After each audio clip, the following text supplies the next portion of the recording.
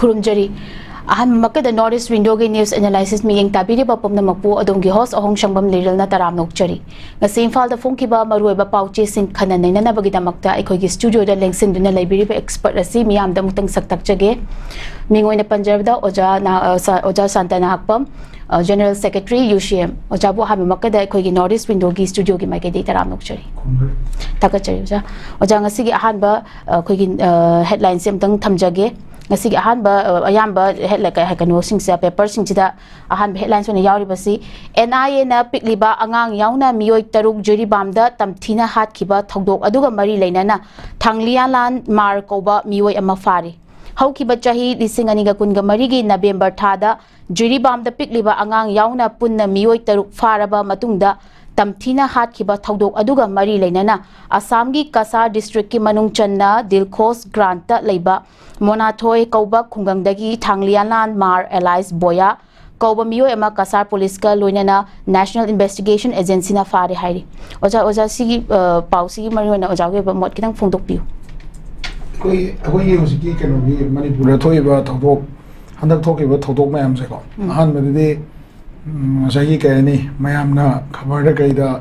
media da national media da ko adagi ngasai maroina kuki intellectual hai ta moina kuki intellectual na haijari ba kambu sina moina masai conflict se maitai na to suppression ne udna mo hona base masai steps sing ji loin yang kan da hojik se maroina PR la ko dagi hai ta ko lenga le de masai activities sing ji ingam kam do dong to ko PR la ko dai di ngasai magi NIA sina ani gi conflict se ngasai gi kano akoi gi kai ni ko terror gi oiba conflict ne na udna ba hona ba koi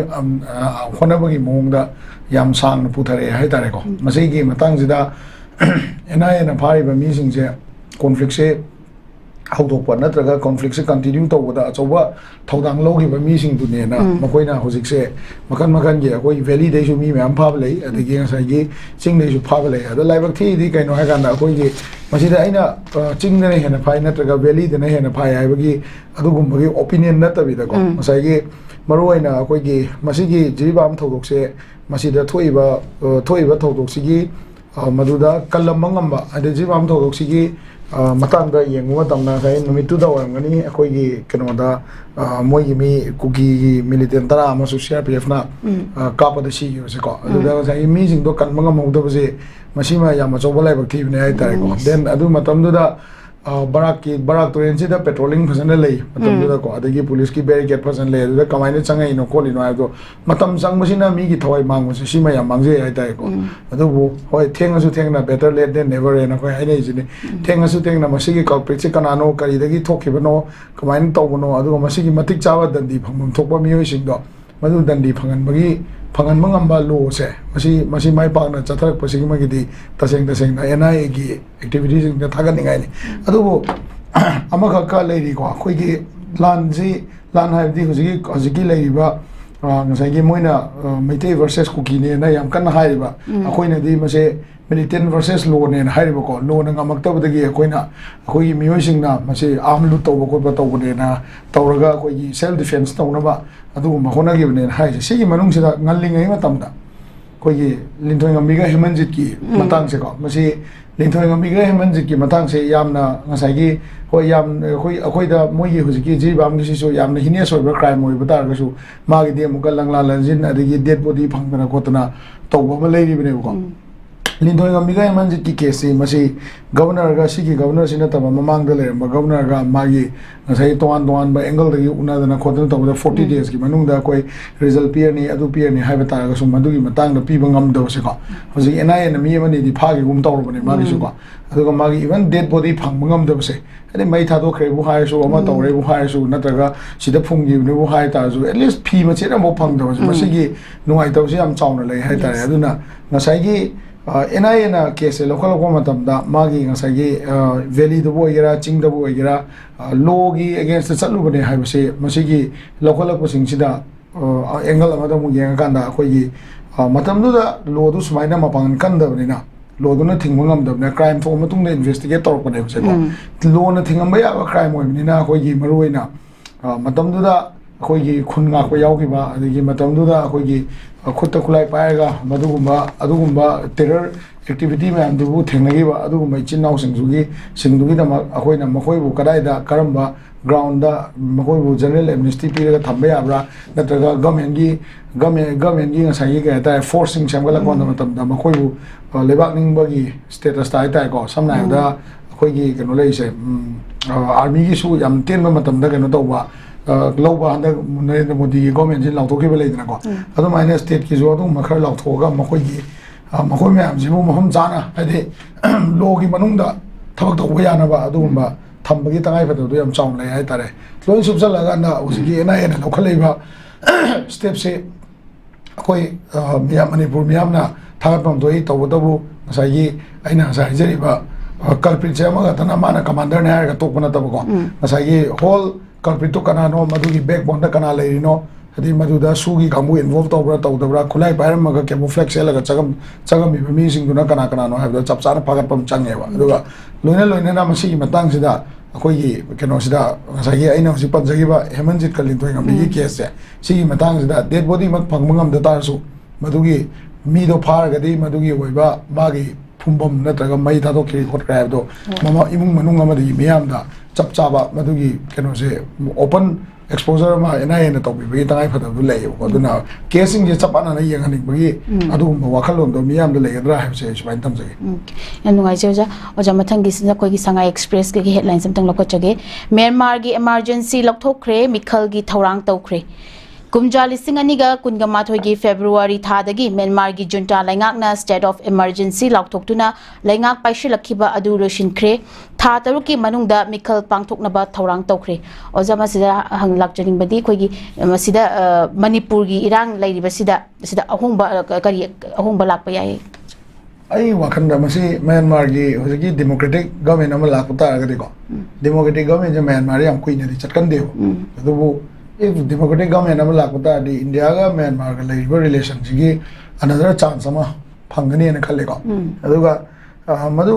another chance ama phangba se hojigi kenosina akoi gi Myanmar military unta government jina mana ngasai gi akoi gi moi gi rebellion mayam sida yengi ba miyeng se ko akoi sida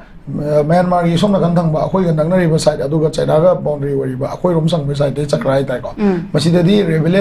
rebellion arm movement se yam chaun layo adu rebellion arm movement se yam chaun lay benina maduda sai democratic government lakta di madugi negotiation na traga ceasefire gi room amadi lakadra ko aduga ani subda India Myanmar gi relation se yenganda democratic government lakusida akoi gi moi gi democratic government ama mong manin ta na lakpa taragadi maduda akoi gi Manipur dagi lairiba somna kan Manipur amadi northeast gi lalobagi problem sida saidanga ga asomda changa ga lairiba mayam se sigi sisu government of India na negotiation tawbagi room ma yam chawna phangbe ai military hunda ga de sai gi negotiation tawbagi room se irei lei tabadona taw ya ta maram de India gi keno sina army sing sina changsal laga na traga drone strike yam toina tawraga tawbasi ngasai gi ka ni ko maduda akoi gi military junta sina ngasai gi ka ni madugi oiba responsive democratic protest na traga non democratic protest wai da moi lamda changa ga bom dadar mebu haya so mabu haya ga su adugu ma kem ta haiba ngam deba adugu democratic government lei bata di madugi diplomatic channel da diplomatic line da government of India ga Myanmar ga moi gi development da hana wari sanaram ba ek ski hujik lei ba problem then ngasai gi hujiki ka ni ko akoi la lobagi India na loisaning bagi mong sa sigi wari sanabagi room do India na loba tanza amadi phangada adugu democratic government la ko da yamna lu do sina mo kai no ga na people government ama porakna bhona da ngasai public involvement changmanina madugi hujiki leiriba ngasai karan gi kambu adagi kano chin kuki gi kano leiriba rebellion sing then adagi PDF ki problem leidna ko adu sigi mayam se moi mayam sina ngasai democratic process bu kano fazana mapung phana ngasai support torokadra na toroi drive du su yeng dam ne ko masida khoina Myanmar gi democratic government la ga khoi somna kanda ngasai leiriba volatile ba situation je hekta phagni na haibu su ade adu hoi India gi oina di room ma di ko hanasu diplomatic government leading it di akoi somna kan gi leiba la lobagi problem ke kam yam se boy diplomatic channel the wari sadana adigi Myanmar da development package piba then Myanmar na accept toroga akoi si su ma se tawloi kholoi ga na ha ko su ma yam lei ko India gi oina di democracy gi khwai gi chawba kano oina country mo oina ko aduga democratically elect tawba khwai chawba mi mising yamba government ama oina India gi oina di democratic government ama porak pase ma di tasengna pamamgani na khalle ko aduna hariba kano se kaigumba government se military unta sina kaigumba election tawalaga restructure tawba people government ama lakpa ngam bata gadi madu Southeast Asia gi sigi lei volatile situation da yamna soft oiba mongda diplomatically chatpa yagadaba adu matam amadi soidana pangani hai se advance tamjai oja mathangi sina koi gi sana laibak tegi amtang lakochage headlines amtang thawbal da lenga ki amadi miyam gi lam khopchilaga sajiliba structure sing DC na takthokpa hokre thawbal district ki manung chanba tongan ba mafam singda lenga ki amadi miyam gi lamda Henjina Jokan amadi yum yauna tongan ba structure sajiliba sing asidagi district administration thawal na takthokpa hokre oja masida koigi lamdam sida pukchak oiriba koigi labukta inkol sajinba then office building sajinba school sajinba si eviction city oja kya ude bako ja si oja kai oja ge bakai mot kitang pibiyo ai ko ma ye ko eviction ji yam phai ba eviction ji tawgodam ne ado eviction tawgi dakar je kai de line no ba eviction tawgi dakar je kai de line no state sigi masagi oiba even imphal ki suhairo ne bylaw om le jai ba masagi ko building bylaw om le jai municipal area khuding makta magi bylaw le ram gane ba ko building sabai mo aduga highway gi oiba lam se akoina on ma matam da chap chaba magi le ba lam se sidaina si bawne haib se le rabane ba masi construction tawri gai manung du da ngasai gi le riba agency sing duna mana lambi chatpada mayum dei tholokpada adai mana office karakpada una sangraga kona paisa mayam amu kaithoga public ki matam kaithoga eviction tawgi tanai phadaba lai se sakana matam chana government matam chana thabak tawda badai ne habje masi akhoi hana understand tawum change ko masi understand tawda ta de akhoi hai ba poto masai ge repeatedly eviction ni sum tawni ba hojik tawre hojik eviction tawni khalega um sagalakani amu eviction tawni habdi Sakar gi leiriba mari leina be agency sing je makoina magi duty se ai gi ithoni khangna ma chapam change amne da aduga yumlo na bajing na so masi akoi yum dang na bajing na so moi ngasai gi se samna da akoi IMC gi sigi Imphal bazar gi manung ji leiba area si da yum mama gi lapna basi suk lai gadam ni fa leira ki achau se simuk chau gadam ni leiri dena ko Sakar na Kanagumba yum magi masi amin singna adai SK singna then SDC singna mai magi lamje yolok matamda natraga lamje leirek matamda masi kamai to ga ganda magi jaga du da magi lamje exactly hobum jina kai no lum jina kai no ai jama chapsana pibi gadam ne ba mi ani la ga SK ma aminam la ga heda change heda chinga ga sidai si bawne nang gi je na ai gi phang de ya de na mai jaga dum lo amagi dum lo amagi dum lo aduda masai gi Later khulakta sai leiba corporator sing adagi municipal corporation gi mioi sing makoi notice serve to ba timing de notice serve to godam ne ba adui notice serve to gramina kasai notice pradhan hoi jila hoi moi area da notice serve to gramina yana chanam ni eviction gi dakar lai ne mar bi loi sajan gre ha ni da ko adu ani su da thamni gi ge no ganda settlement department de hitang masa gi oina masa sing mam change settlement department je manipur one of the most corrupt quite a corrupt ba matam quite mangan ba adu ma department ba se hojima eta haine se ba ko akoi any settlement department the SDC gi jaga da nataga SDO gi jaga da chappa matam da any paperwork to da akoi lam gi oigera ama gi oigera to ganda lupa chani jom chawa pidra di moi thabak so to de ba akoi gi se samna ha da akoi hoji gi kano se akoi gi hoji lai ba lam gi land conversion gi mong se land conversion gi mong se makoi paperwork am bisal lu gana masa mathanda official file cha jaga dam je hai ba particular mioi si ma chatlaga file se tanaru dra di lupa chani jom piru dra di magi paper se tha phar jo tha taru phar jo order se so lak to mong ne ba sima yam thi problematic oi pon ne ko sima le re adagi settlement department de le ba SK adagi SDC sing dina dokon to ri lam hai tare ko makoina masi je khaslen ne ai ta ga de makoina kai do gi tax thi halino ba pata kamai pa halino moi gi so soiba masa ge soiba khumjal laga akoina masi sarkar lamna sajan mani eviction tawni ga na pon jong thora ga di madu gi oiba court ki ngasai gi law gi oiba angle da mina court appeal tro pa khola ko mayam thengna ga ne ba se ko thamni gi kai no ai ga da haji lai ri ba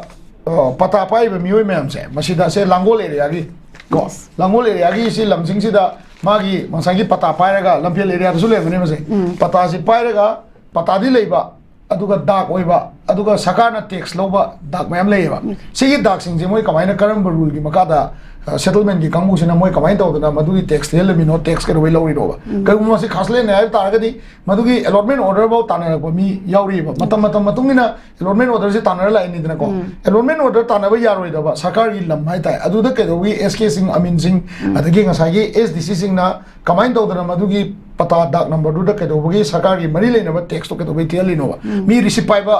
तमाम ले वो मणिपुर को ma'am ले लांगोल ले स्वाई ले चिंगमरों से लेंगनी अदगी उरिपोक स्वाई से लेंगनी लंफेल area दमा लेंगनी अदगी अनु अनु तारक जगह सिंह से अयाम अदुमाइन तौर एलोनमेंट ऑर्डर पीब गातने मसी सरकार की ले मरी लेने डिपार्टमेंट सिंह मसा की ड्यूटी मपुंग फाना फजना तौदबिदा माने याने यानब गातंगी तौसलगा कोना अखोई फिबम हम तारकते मसी इविक्शन तौगे अदुगा इविक्शन तौब मतमदा सरकार की मतम मांगी तो पीदोने अदगी मोई मसा की ऑफिशियल थबक तौगदबसिंग लोइना थादोमगा मदु इविक्शन येंजन में लाक्तोइने पुलिस डिपार्टमेंट पूरगा चत्तोइने अदगी यानरतगदी कोर्ट ऑफ लॉ बाउ चत्तोइने बा सिगी तबकसे सरकार ना मतुंग नाव हाइतारे को थोगल लोइगे हाइतागदी सेटलमेंट डिपार्टमेंट से ngसागी मरुल मरी लेनेबा SDC सिंह SK सिंह अमीन सिंह से मथोई सेंग थबक तौबम चंगेबको मसिदा लुपा चामी चंगागी चनी की याउदना थबक सुदबा आई मजे ओपन होइने तुम हाई आई सारा थोबने मजे को नुमित कुन्नी कुंठानी थाम भाग चे सुमी पिरक्तबा अखोइना तानाबदा पिरक्तबा जगह में ले हेता ngasi aina haise फेस तौना जे सुका सुकाइ दे हेता तौना जे को मसी सिगुम नेचर सिना मसागी मसाना अदुम इविक्शन की तकार से लापदावनेबा अदा मीगी ngसागी सरकार की लमने लेबा खासलेन दो अखोइना कुदकोन तौसले तो कोन तौसलगा टैक्स थी टैक्स थी मतम दो मोई कदवे टैक्स तो एक्सेप्ट तौरी नोबा कईगुंबा इफ सी सरकार की लेने है ताटी को मसीगी ओइबा इविक्शन तौबदा नतना हारिबा SDC अमीन SK सी लेरिबा सिंह जे मरी लेनेबा DC सिंह ना मोई कोखलगा मोई मतकदा लीगल स्टेप लोबा एक्शन लोबा तंगाई बतब लेबा अदुगा सेटलमेंट जे फाइल मूव तौबदा क्वाइदगी तप्पा जगह ने क्वाइ तप्पा जगह मणिपुर राइज कमाइन तौलम नोय गांदा चैराब कोर्ट की ममांगदा अखोई कनो से स्टेम्प पेपर से लुपा चाम की स्टेम्प पेपर से लेब लुपा चंगा पीरग लेरबसे अखोई दम चलगा चंगा पीर लेरिने असिदा पुलिस ना नत्रगा कना कना ने एक्शन अमत लौदब लमने बसे यानरगदी दम तौबा यानरगदी सो तौदबा औना सरकार की एजेंसी सिंह से मथौ मपुंग फाना तौलगदी सरकार की मतम जे मांगोय अदुना असि गसागी IMC सिंह ने नोटिस पीबे आबा जगह सिंह मोय नोटिस पीगदमनी IMC ने तिसिंग आइ लेबा होंदे मागी सो एम्पावर ओइबा जगह में हम ले बिल्डिंग की बाइलो दे ले ड्रेन चन मद ले मागी जगह में हम ले मीगी मुंबई दगदी म्युनिसिपल कॉर्पोरेशन आइडी इवन लंबी भो कोइलास मोइन थारिने लंबी मेंटेनेंस मोइन तौरिनेबा अदुना मसाई सरकार की एजेंसी सिंह ना होजि पारा तमगा हाय तारे सुम इविक्शन ड्राइव से याम तोइने तौदनबा मागी मतम की मतुंगिना माई मफम मतुंगिना यादव जगह सिंह दो मोइना नोटिस सर्व तौब जहाना तौगदमनेबा इविक्शन नोटिस दि DC ने कई तौरेसिदि उपाय लेत्रकांदा मागिदि लोगी मतुंगिना लमसे मोइना खोपसले नत्र लंबी दे हंजले हाकन तौब मसी म्युनिसिपल कॉर्पोरेशन सिंह लाना तौगदमने मोइ चंगकनो हायगदमने बसे अखोई सीमादा के दमा मुरेना मुंबई म्युनिसिपल कॉर्पोरेशन अदगी बेंगलोर की कॉर्पोरेशन मोइना इविक्शन तौबा मोइना ड्राइव तौबा बिल्डिंग वांगना सागलमदा थुगाइबा मैम मोइना अखोइगिना अदु नतेबा अखोइजिना स्ट्रेट अवे DC दगी लाएबा मसी मसागी ओइना मसाई मथौ तौदबसिंग जे मसी मत स्टेप लौरगदी इविक्शन ड्राइव से का हेनसु उरोय अदुगा मियामनसु याम का हेन लम खोपसनबा खोटपा तौबसे मसी उरोय है स्माइन तमसे यम नुंगाइचे जा ओजा कोगी हजि अमु कोगी फुटपाथ से लंबी चिल्लेना दे कोई इविक्शन से तौरेबो को कोगी सिगी सेक्रेटरी ममांगी BSNL ममांगी सिगी सिदी इविक्शन से तौद्रिबसे ओजा कई हाइबिनिगे सी मतंग से दे आई nga sai jero ne mo sarkar gi akoi manipur de ne land record ki matang da akoi na nga sai gi mase ai wakhan de imung khuding mang theng narang ne ba imung khuding ma ki mi amam na loi theng narang ne अखोई SDC की office से चपा मतमदा मसी अमीन नत्रगा केनो सिगा अखोई गा तुम यानरगदी मसी अखोई न टैक्स कजे अखोई न पाइबा पता जी अखोई न दुकान तौनिंगे ना अखोई न दुकान तौ मतमदा मसी अखोई न ऑक्युपाई तौर लेबा दाक से मसी की सरकार की लमने हाय तारे मसी टैक्स थी जे मोइन थियल लोइदमने अलॉटमेंट पीबे यारे दबो जगह तारे मदुगे अलॉटमेंट ऑर्डर बाउ योनबो होनाबदा अखोई न थीबा टैक्स में हमसे मसीगी ngसाई के हैने को मसीगी कनो से दायित्व से कना लौदिनोबा SDC लौदोरा नत्रगा अमीन लौदोरा कना लौदिनोबा सरकार की लमने हाय तारे मसी खासलेन ने हाय तारे करी मरम की मोइना टैक्स थेलिनोबा सुंग लम मैम लेयो मने होजि मसी इविक्शन तोरपदा कोर्ट की केस मैम थेंगरगनेबो मसी पोसे थोले से कई मरम की नो हाय कांदा सेटलमेंट डिपार्टमेंट दा नत्रगा SDC की सिदा जगह दा सिंसियरिटी वाट पे थोइनेबा अदुगा मसी हजिकी हाइबिरिबा कनोसिना अखोई टेलीफोन भवन की ममांग परे गदाइदा अदे बाबूपुरा की जगह सिदा अखोई लमजिंग से लोइन ऑन ता ड्रिफ्टिंग ने लमजे खितंग हेंदो इंजिन लेनाबा नतगा अमना खजन चंगसलक लेगनेबा सरकारना ड्रेन चलक मतमदा मसागी ओइबा मैप ते यावरिबा से मैप अखोई हाईवे की मपान लेबा ड्रेन से मसीगी मैप सिदा अयक पा फजन यावगनेबा यावरिबा पोची 1:500 ये ए नत्र 1:2 मागी मैप की स्केल से 1:1000 ये ए हाइबा से मसी खंगो मतमदा अखोई यूम की मपान लेबा ड्रेन सिंग से गवर्नमेंट की लेन लमजिदा दिना अखोइना चंगथोक चंगजिन जे तौरोइदबने मसी हाईवे की मयाइदगी ओलकपा मतमदा चपचाना अखोई की ड्रेन से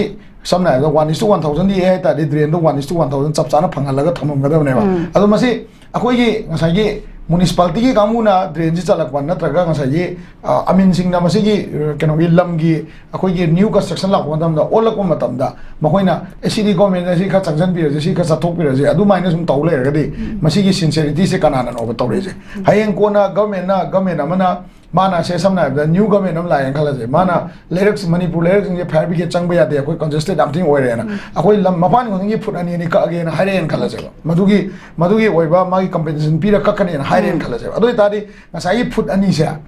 मसागी लम याउदबिदा ड्रेन दुना पीगा लेरंबा जगह मयाम याउगने मणिपुर मसी कनाना सोइरिनो मसी जे अखोई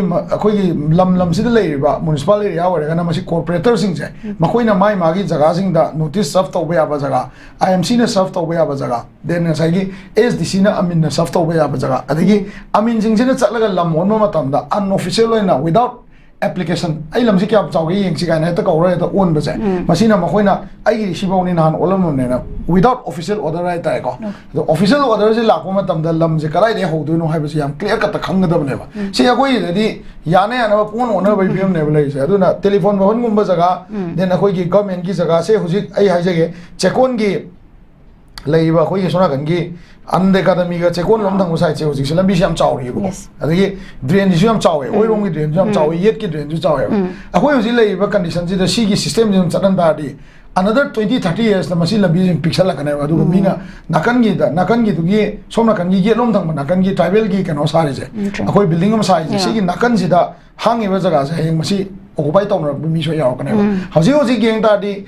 tarung khun gi asile leiba jaga sing den chingmirong gi nagaram de leiba jaga sing den lampel quarter gi maning amadi mamang amadi di lampel di office ki maning pareng ai ta ko mamang swai gi jaga sing je aino je haje ba aduga langol gi game village ki maning mamang swai je akoi ge kano gi langol quarter gi mamang swai adagi anoba kunta mai te langon ga lei je swai si akoi gi dak tang pai ga lei ba aduga text thi ba mayam yaw ngane je sigi pochi kanana karamba mina karamba matamda kanana justify tawde no ai pochi am chaw question ne aduna lamgi allotment adagi lamgi chaw ba pikpa then akoi gi eviction la ko matamda masi karai de karai bo kakane ha je government na concrete order ma lei damne moina makoina mamang da tawram da ba hujik afaba tawning do tawge hai ta di mamang da pairam ma mi jing dugi matakta moina soiram ba dugi legal action ji lawang ngam makanda masi step je chatha gadam ne ada hajiti lei ba jaga si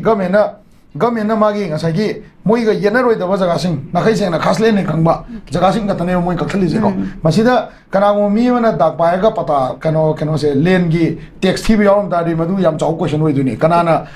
taw ga thel mi no kari gi thi no chahi kya dai thi rei no aduga magi even SDC ne soi to ba dak po yawri ba masida ko aduna masi gumba problem si face tawdana ba sakar si am sincere oina chaprom change aduga appeal miyam gi side ai ta ko appeal tawjani ba mana settlement department je lupa chani chahung gi wakhan jing adang thado pi re ko miyam gi thawse bhajan tawni ye ba adi challe khuding gi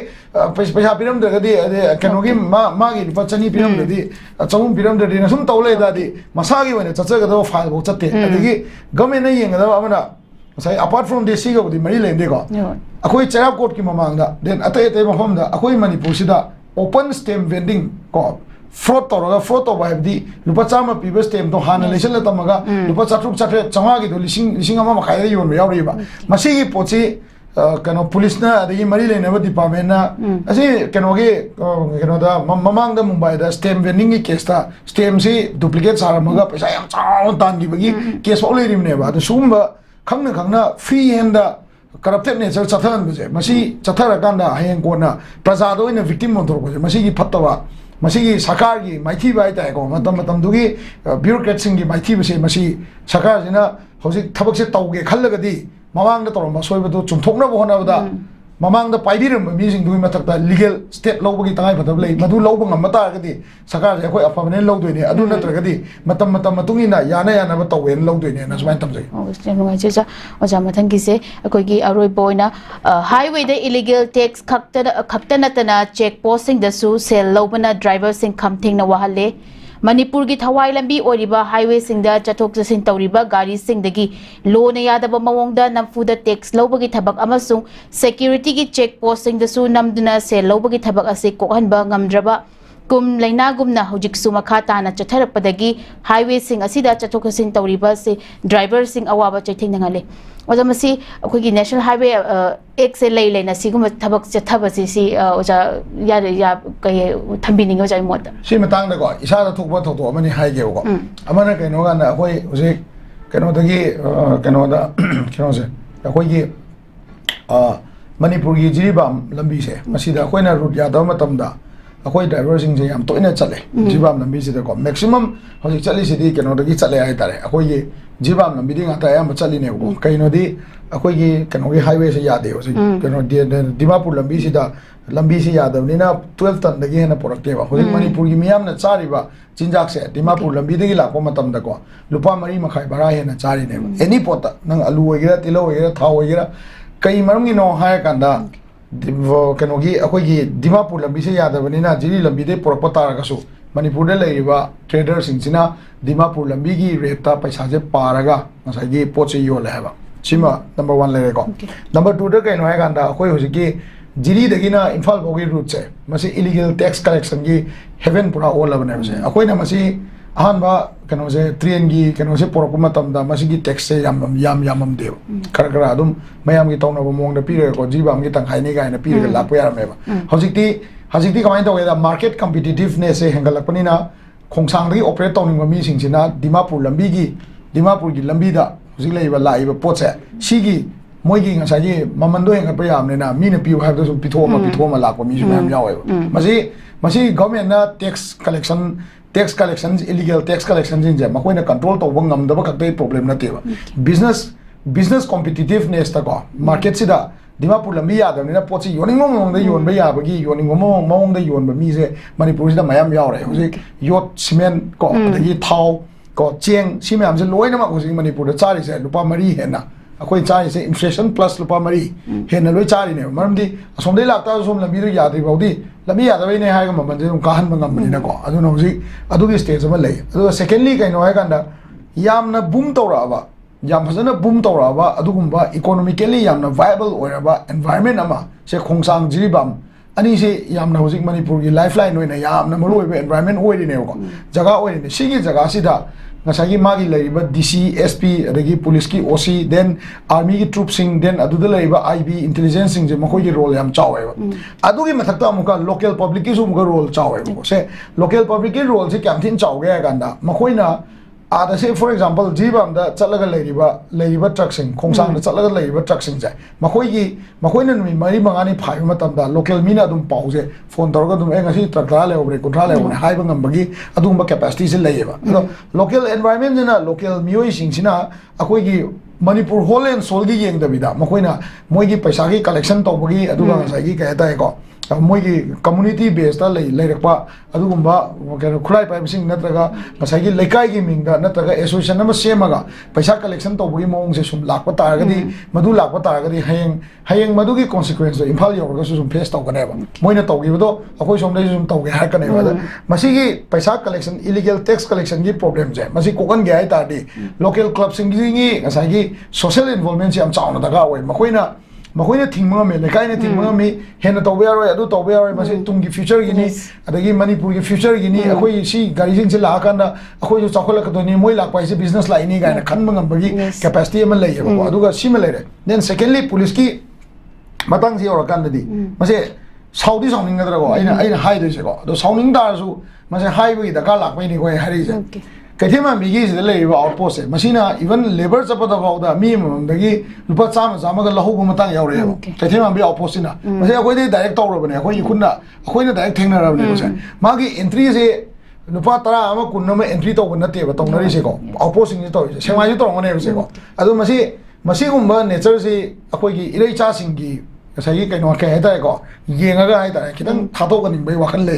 सिदको थादोगनिंग वाखल ले है यहां अखोई लान मनुंगदा मयाम मतेंग पांगनाबदा तमाम पांगे मियामना खाइबे अब खाइरे तवे अब तवे police की जो तुम पांगवे अब जगह जगह खुदिंग तुम पांगवे हौसी मयाम वानरिंग है सिदको अखोगी मसाइगी से नुंगबादगा से लेबर कार्ड यावरा खोटप्रा गायना मथौसु नतबदा मसाइगी को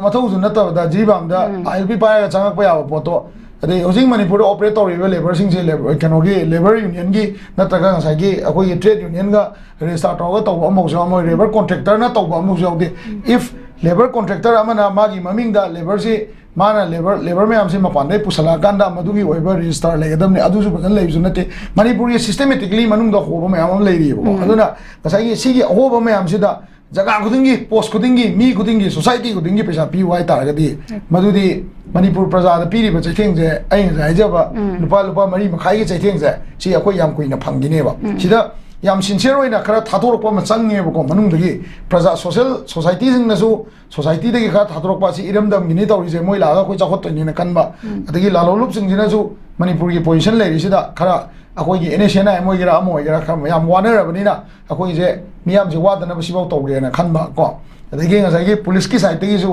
मखोइना मखोइगी लौबा याबा जगह नतबदा चंगसलगा बाय फोर्स तौरगा पैसा लौबगी कल्चर जे का थादोक फैयबा सी थादोक तरगा तारगदी ngसाइगी होय अइना गा ये सौनिंगम बेको ए मसिनु बा याम गांगे मागी दु लाखिजनो हें खंगनि गायना खलमदि याइको अदुबो अदु खल्लगसु हाइदे यादबे हाइदेनेबा मरमदि ओवर वेरेबा यामनको ओवर वेरे मी तरा चखिब कान लिसिंग अमा लौ ता मी की पुलिस ता कनो द गेट एंट्री तौने जे लुपा तरा कुन कुंठा ना तौनबा एंट्री दो मसी याम ओपन ने लुपा यांखै चाम ना तौया बा एंट्री दो लिसिंग अमा लौ ता गदि मधुगी लेबर दु ना प्रजा दे तकलकोदा मोइना मु लौखलको मतमदा अदोम अदोम ना लौबिरिबा पैसा दो अदुगी महुत तो चेंग लेबदा चाक लेबदा हवाई लेबदा चनम लेबदा लोइ यावगिने याजे बसी खंबी बम चंगे यामेदा याम नुंगाइजे ओजा नंगसी अचिनबा मतम क्या काइथोकपिदुना अखोगी नॉर्थ ईस्ट विंडो की न्यूज़ एनालिसिस मपुम फान बिबेगी तमक्ता ओजाबु अमुकसो हना थागतचरी लोइने लोइने ना नॉर्थ ईस्ट विंडो ना संदोकचरीबा न्यूज़ एनालिसिस मतंग असिनो लोशनजरे मियेंग ताबिकिबा कुमनमकपु अमुकसो हना खुरमजरी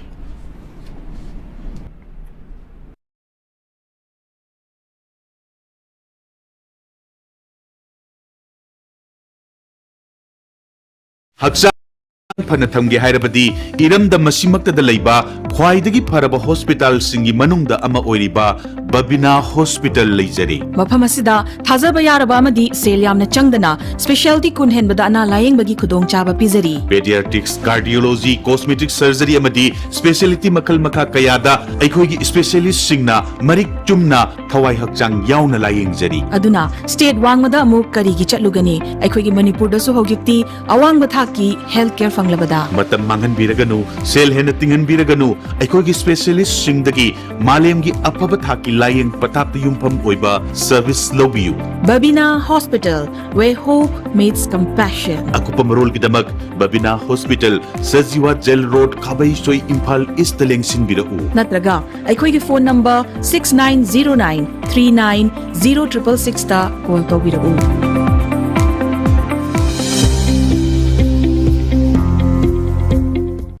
Welcome to Uttaranchal University. Central government की थबक की एग्जाम माई पाके खलगदी करी पागदबनो खंगबदगी करी पारोइदबनो खंगबन हेना मरु ओई रसल कोचिंग इंस्टीट्यूट मयांग इम्फालदा एसएससी डिफेंस समदि बैंकिंग एग्जाम सिंगी था तरुकी बोर्डिंग की कोर्स हौजरगनी मफम असिदा बोर्डिंग द लैबा सात्र खुदिंगमक थबकी एग्जाम सिंगदा रिटन दा 100% सक्सेस ओइरी मफम असिदा सकनारबा रिटायर्ड नेवी एयर फोर्स समदि सब्जेक्ट एक्सपर्ट सिंगना ताकपी तंबिरी बोर्डिंग द लैबा सात्र सिंग नोमदा पुंग तरा ओजागलना लाइरिक पहनबगा लुनिना पुंग अमगी फिजिकल ट्रेनिंग सु पिचरी मफम असिदा सब्जेक्ट खुदिंगमा की शॉर्टकट मेथड सु ताकपी तंबिरी अकगनबा सिट मसिंग कुन खक्तनी याउबिनिंग बसिंगना मयांग इम्फाल बेंगुन बुया लेरक्ता लैबा रसल कोचिंग इंस्टीट्यूट ता लाकपिरगा रजिस्ट्रेशन तौबिहौ नत्रगा अकुपमरोगी दमक मोबाइल नंबर 8289 833 957 दा कांटेक्ट तौबिरउ पैसा यामना लेजदबा मीसिंगी हाइदि लाइरबसिंगी दमक्तदि यामना खुदोंचाइ अखोन ट्यूशन फी पी हादुना सिदा एजुकेशन मोगी सिस्टम सिदा फजना सोइब खोटब केमता लेते फजना तंबी हॉस्पिटल अमदा डॉक्टर अमना माइ पाकनब होनरप मतमदा हैथोइ सिंथोइरबा पैरामेडिक्स अमदि हेल्थ केयर टेक्नीशियन सिंगी अचौब थौदांग ले JR Institute of Medical Sciences ta degree amadi diploma in MLT, OTT, RIT, diabetes management, clinical nutrition asina chingba paramedical gi field da yamna thak wanglaba education amadi hands on training pizari Pharmacy Council of India na approve tawraba pharmacy ki diploma course su yamna affordable oiba fee structure da pizari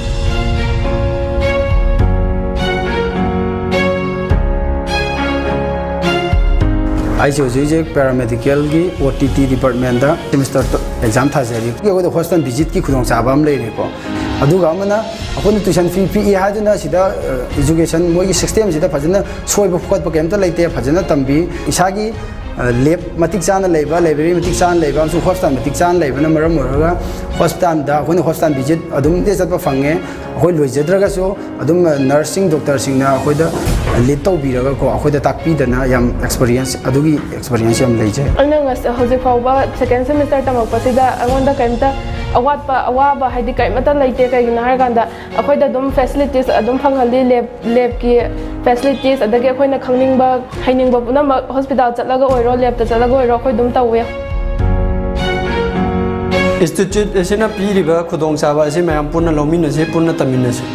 खुदोंचाबा मयाम से लौमिनसे मयाम से पुनः तमिनसे free counselling session अमसुंग direct admission की दमक मखाद पीरिबा number सिदा call तौबीदुना खुदोंचाबा असि लौबियु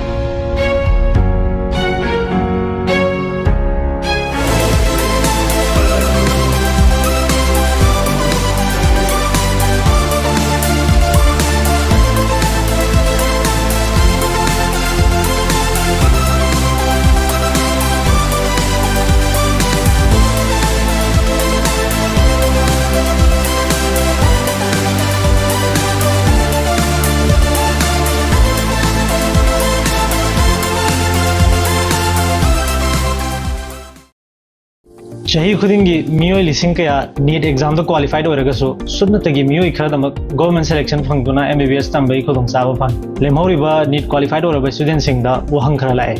मखोइने MBBS तंबगी मंगलानसे मंगफाउन रोइद्रा मखोइगिदमक लंबी अमत लेत्रब्रा लाइरबा महैरोइसिंगना करमना MBBS तंबा यागनी फॉरेन चत्तुना MBBS तंबनरिसे कयागी मटिक लुबगी हाइबना चिंगबा वहंग मैम लाए वहंग सिंगसिगी पौखम अदु पोदुना लाचरे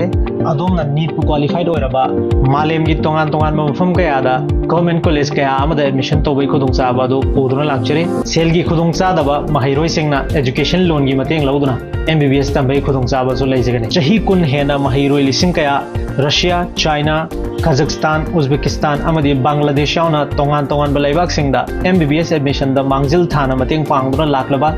JR इंटरनेशनल एजुकेशन कंसल्टेंट दा लिंक्सिन बिरो FMG नत्रगा नेक्स्ट एग्जाम की दमक फाउंडेशन कोचिंग फैसिलिटी सु लेगने अदुगा इंटायर नोटिस मनुंगदा बेस्ट FMG एग्जाम रिजल्ट्स पुथोक्तुना लाखलिबा कंसल्टेंसी अमने अकुप डिटेल की दमक पीरिबा नंबर से कांटेक्ट तबियो नत्रगा नोटिस विंडो TV बिल्डिंग दा लिंक्सिन बिरो